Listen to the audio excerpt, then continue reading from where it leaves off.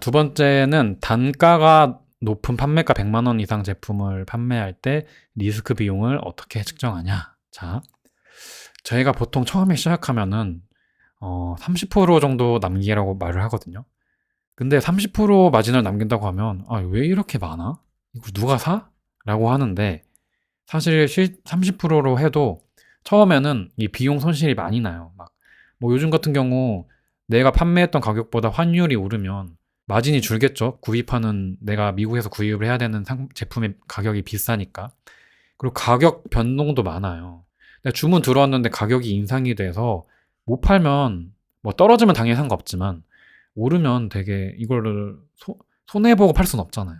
그리고 수수료 같은 경우도 정확하지 않아요. 마켓 수수료도 나는 뭐 5%인 줄 알았는데 막상 계산해 보니까 생각보다 높게 나오네. 혹은 뭐 세금을 생각보다 많이 내네. 뭐 이런 경우가 있을 수 있어요. 그러니까 처음에는 이런 변수들이 너무 많기 때문에 이 마진을 30%로 잡아서 팔았지만 나중에 결국 계산을 해보면 20에서 25%가 남거든요. 그래서 제가 목표로 하는 마진이 이 정도인 거예요. 그리고 처음에는 보통 저렴한 제품을 많이 팔아요. 내가 5만 원짜리 아니면 한 3만 원짜리 제품을 판다고 해봐요. 근데 이걸 하나 팔았을 때 30% 남기면은 9천 원이죠. 근데 하나 팔았을 때 9천 원 정도 수수료는 남아야 우리가 돈을 벌잖아요. 너무 뭐 하나 팔았는데 막 5천 원 남을 거면 이거는 뭐 나중에 뭐 배송비가 조금만 올라도 마진이 안 남을 수도 있고 너무 그렇다 이거예요. 그래서 처음에는 저렴한 제품 할 때는 진짜 한 30% 최소한 해야 된다. 그래야 나중에 이런저런 변수가 빠지고 무조건 20% 이상은 남겨야 된다. 20% 이상은 남겨야 돈을 벌죠. 10% 남길 거면은 우리가 하는 거에 비해서 좀 너무 수익이 적습니다. 네. 아무튼 근데 이게 가격대가 올라가면은 마진율이 10%만 해도 사실 많아요. 100만 원에 10%면 얼마예요? 10만 원이죠. 내가 주문 한 건 처리하는데 10만 원 남으면 굉장히 많이 남는 거죠. 내가 만 원짜리를 10% 남기면 1,000원이지만 100만 원짜리는 10만 원이기 때문에 이거는 할만하다. 하지만 문제가 뭐예요? 가격이 비싸기 때문에 이 주문이 잘못됐을 때 리스크가 크죠. 이분도 물어본 게 지금 그거예요. 10% 남겼을 때 10만 원 남기는 거 좋다. 하지만 이거 리스크 발생하면 어떡하냐? 그럼 이거 몇 프로로 해야 되냐? 그렇다고 이거 20% 남겨도 되냐? 그렇다고 100만 원짜리를 30% 남겨도 되냐? 100만 원짜리 30% 남기면 30만 원이 남죠. 네. 근데 이렇게 단가가 높은 제품은 이 가격을 30%를 올렸을 때 티가 많이 나요. 그러니까 우리가 3만 원짜리 제품을 30% 남기면은 이 수수료가 크지 않기 때문에 고객의 어떤 가격 구입 저항도가 낮아요.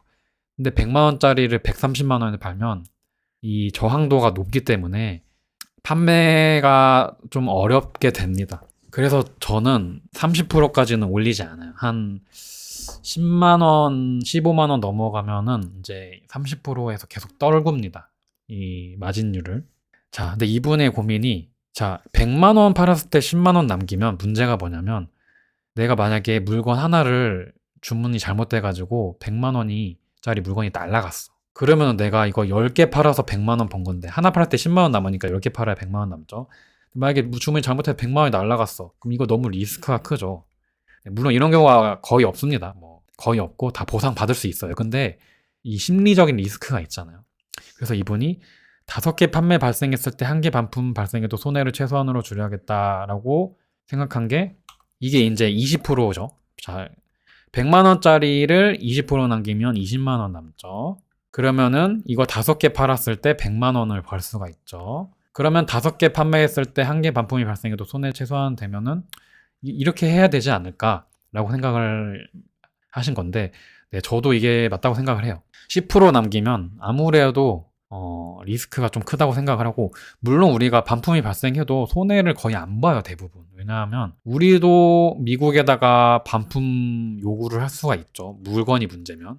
물건이 문제가 없는데 고객이 단순 반품을 하면은 고객한테 반품 수수료를 받을 수 있어요. 이거는 마켓 규정입니다. 고객이 문제없는 상품을 반품한다? 해외 직구 수수료를 미리 설정을 해서 뭐 한 5만 원 이렇게 받을 수 있어요. 뭐 10만 원 받을 수도 있고 비싼 거는. 물론 10만 원 이상까지는 받기 힘들지만 우린 이 돈으로 해외 반품비에 보태면 돼요. 반품 비용. 그러면은 뭐 여기서 오히려 돈이 남습니다. 네, 남는다. 반품하면 오히려 돈이 남아요. 손해보는 게 아니에요. 근데 간혹 가다가 뭐 물건이 분실됐어. 혹은 내 실수로 뭔가 잘못됐어. 그럼 손해가 발생할 수도 있겠죠. 아무튼 뭐 리스크가 어느 정도 있기 때문에 저는 비싼 제품은 사실은 잘 안 해요. 너무 무서워가지고. 뭐 물건이 없어지거나 그런 경우는 사실 별로 없지만 조금 신경이 많이 쓰이더라고요. 이런 비싼 제품 하면은 막 뭐가 조금만 잘못해도 막 스트레스를 엄청 많이 받아요. 근데 결국에는 잘 해결은 되지만 저는 스트레스가 많이 받아서 100만 원짜리 잘 안 하고, 아무튼 하더라도 저는 좀 할 거면 비싸게 해라. 네. 그리고 만약에 막 비싼 제품 팔면 고객한테 저는 확실하게 말해요. 이거 해외 제품이다. 오래 걸린다. 늦어질 수도 있다. 그래도 괜찮냐? 이거를 계속 물어봐요. 고객이 나중에 딴소리 할 수 있거든요. 이거 왜 이렇게 늦냐? 안 오냐? 이거 해외 배송인데요? 몰랐다. 반품해줘라. 이런 고객도 간혹 있기 때문에 뭐 모든 고객한테 이걸 얘기하진 않지만 비싼 제품 할 때는 저는 고객한테 충분히 얘기를 합니다. 그리고 이 고객이 연락이 잘 되는 고객인지 뭐 문자로 하더라도, 왜냐면 문제가 됐을 때 연락이 돼야 되잖아요. 안 되면 골치 아프니까. 그러니까 저는 비싼 제품 들어오면 꼭 고객이랑 얘기를 한다. 그리고 가격은 너무 낮추지 않는다. 10%대로 하지 않고 최소 15%. 네, 어느 정도 해야 우리가 혹시라도 문제가 됐을 때 그걸 어느 정도 메꿀 수 있지 않을까라고 생각을 합니다.